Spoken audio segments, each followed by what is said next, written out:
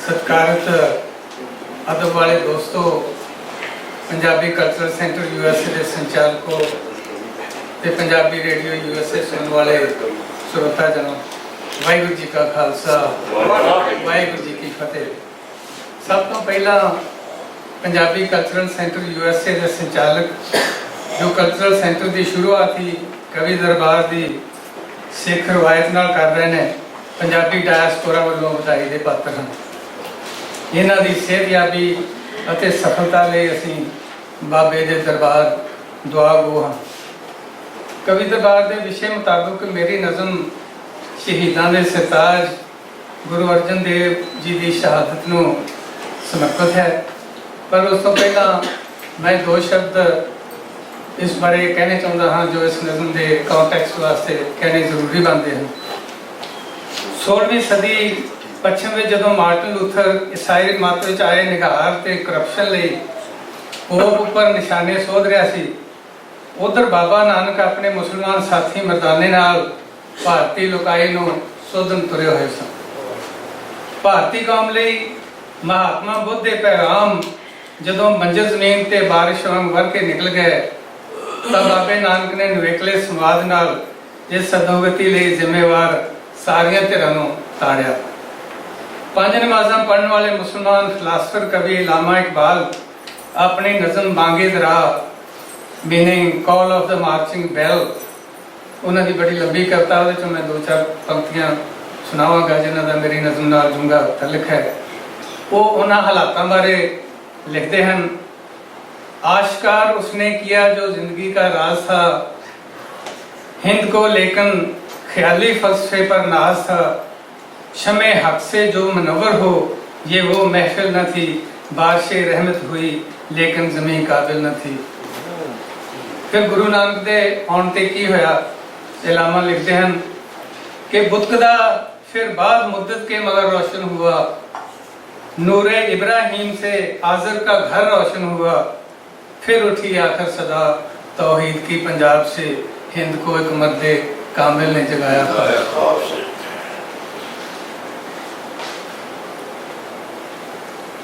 इस सदा नूं, इस होके नूं बुलंद करन दे दोष लई गुरु अर्जन जिवें शहीद कर दिते गए, उस शहादत नूं शहीदां दी सरताज होण दा जो मान हासिल है वो हुण इतिहास है जिसनूं इत्थे दोहराउण दी लोड़ नहीं, वो याद रखने योग है। अपनी नज़म विच सिरां दे उस ताज नूं मैं सिख दी पग नाल तशबीह दित्ती है।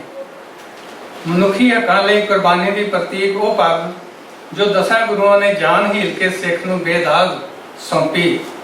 पग दी सांझ ही मेरी नज़म दा नाम है ते यही शहीदां दे सरताज नूं श्रद्धांजलि। जुग जुग तंदी सांझ तनी रहनी है,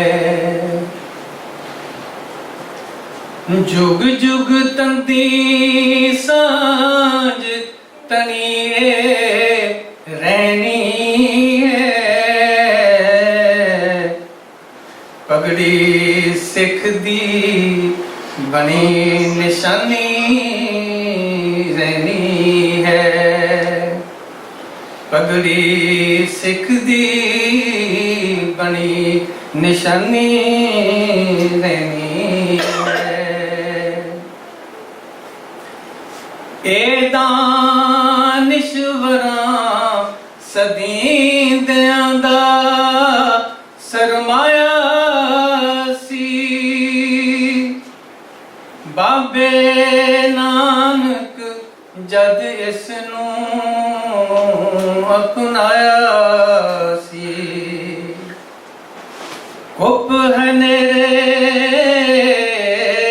विच एक दीप जलाया सी, मानुख दा इतिहास गया रुशनाया सी, लोग उस दी जुग चारे मगदी रहनी है, पगड़ी सिख दी बनी निशानी रहनी है। ए पगड़ी जद अर्जुन गुरु अपनाई सी, जाबर दी रूह कंबी सी, बुखलाई सी। ए पगड़ी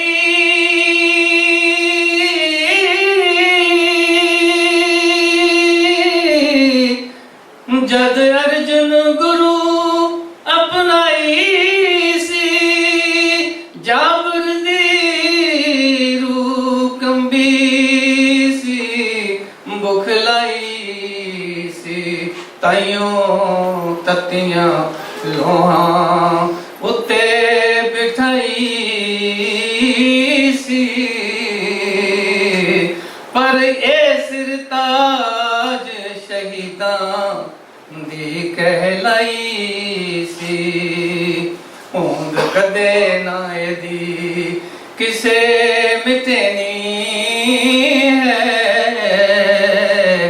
पगड़ी सिख दी बनी निशानी रहनी है। दसवें गुरु जद सिख दे सीस सजाई सी, हाकम ने तद सिर दी कीमत लाई सी। जो भी लगी हंस के गई चुकाई सी। इस पगड़ी ने सिरां दी रख वखाई सी, जद भी ऐसी कोर परीक्षा पैनी है, पगड़ी सिख दी बनी निशानी रहनी है। कूके बब्बर गदरी इस दे जाए सी, देश आजादी लई जो रंग ले आए सी। शीस तली ते रख के जिन्ना वखाए सी,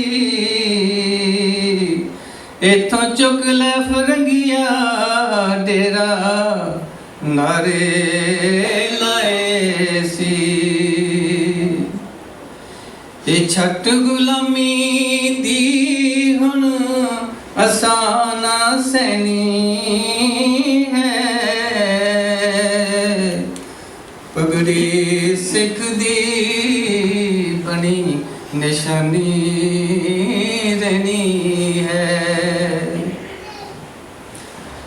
जद इस पग ने सेरा शीस सजाया सी, ओ शेरे पंजाब दे हिस्से आया सी। जो काबल वालों जंग पाप दी चढ़दी रही, उस पाजी नू नलवे मोड़ वखाया सी। रणजीत सिंह दे राज गवाही देनी है, पगड़ी सिख दी बनी निशानी रहनी है। तंदां दी ए सांझ अटूट निशानी है मानुख दी कुर्बानी परी कहानी है थां थां लिखिया दर्ज जिवें गुरबानी है तंद नहीं केवल सांझी सांझी तानी है ये गल सारी मानवता नू कहनी है पगड़ी सिख दी बनी निशानी रहनी है जुग जुग तंदी सांझ तनिए रहनी है। वाहिगुरू जी का खालसा।